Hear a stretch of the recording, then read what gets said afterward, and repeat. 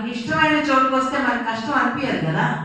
ఇది అంతే, మనకి ఇష్టమైన చోట, నాకు ఇష్టమైన చోట, భద్రగారికి ఇష్టమైన చోట, మీ అందరికీ ఇష్టమైన చోట, ఇలాంటి చోట ధ్యానం చేయడం అనేది, ధ్యానం గురించి మాట్లాడడం అనేది, మంచి మాటలు నాకు మాట్లాడుకొని షేర్ చేసుకోవడం అనేది చాలా అద్భుతంగా ఉంటుంది.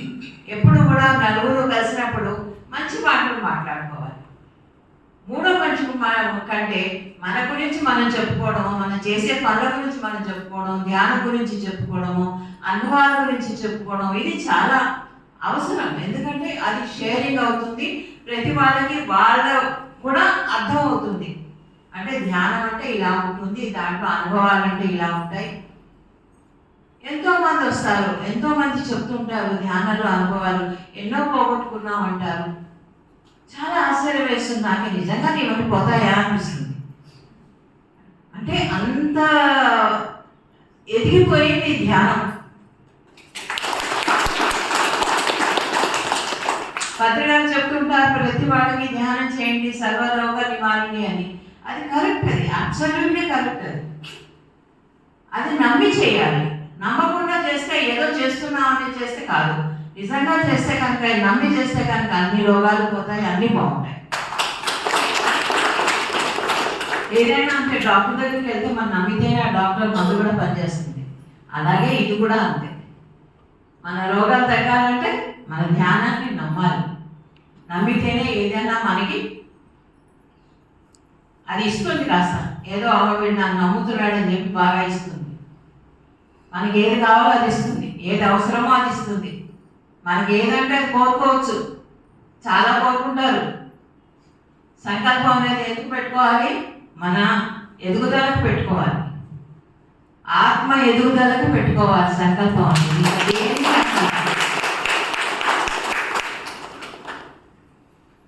మనకి ఒక ఇల్లు కావాలనో, అక్కడికి వెళ్ళాలనో, ఇక్కడికి వెళ్ళాలనో, ఇంట్లో ఫ్రిడ్జ్ కావాలనో, పిల్లల పెళ్ళిళ్ళు కావాలనో, పిల్లలకి ఉద్యోగాలు రావాలనో, పిల్లలు పుట్టాలనో, ఇలాంటి సంకల్పాల కంటే లేదు నా ఆత్మ ఎదగాలి అని పెట్టుకోండి, అదే అన్ని చేస్తుంది.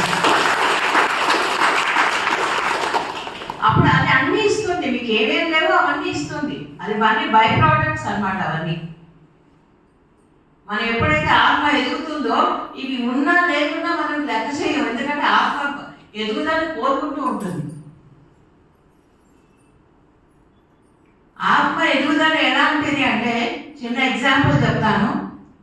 ఒక గ్లాస్ తీసుకోండి, గ్లాస్లోకి ఈగలు వేయండి. ఈగలు వేస్తే వెంటనే ఏం చేస్తుంది? ఈగ బయటికి పరిగెడుతుంది, పారిపోతుంది, ఎగిరిపోతుంది. మళ్ళీ మనం ఆ ఈగని తెచ్చి పట్టుకొని వేసామనుకోండి, మళ్ళీ పారిపోతుంది, మళ్ళీ పారిపోతుంది, మళ్ళీ పారిపోతుంది. మనం ఏం చేస్తాం? ఆ ఈగని అక్కడ పెట్టి పైనుంచి ఒక మూత, చిన్న అట్ట ముక్క పెట్టేస్తే అది ఈగ ఎగరదు. ఎగిరినా ఆ అట్ట వరకు ఎగిరి కింద పడుతూ ఉంటుంది, అట్ట వరకు ఎగిరి కింద పడుతూ ఉంటుంది. అదేం చేస్తుంది? తర్వాత కొంతసేపటికి ఆ ఈగ ఏమనుకుంటుంది?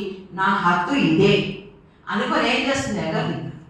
ఒకవేళ మెల్లిగా మనం తీసేస్తా కూడా ఎగరడం మర్చిపోతుంది. ఎందుకంటే తన హద్దు అదే నిర్ణయించుకుంటుంది.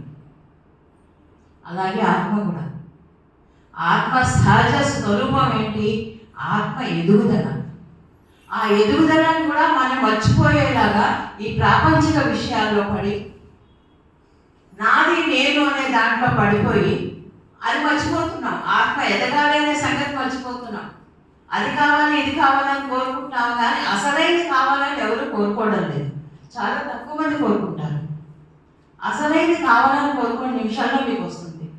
ఇవన్నీ కావాలని కోరుకుంటే ఇస్తుంది, కానీ మీకు క్షణికానందం అదంతా ఈరోజు ఉంటుంది అంతే. అదంతా ఈ ప్రపంచానికి సరిపోయేది. కానీ ఆత్మ ఎదుగుదల ఎన్ని ప్రపంచాలకో ఎన్ని జన్మలకో మనకి సరిపోతుంది. అలాగా ఈగలాగా మనం హద్దులు పెట్టుకొని ఉంటామా అని నిర్ణయించుకోవాలి. మన నిర్ణయమే ఆఖరి నిర్ణయం కావాలి.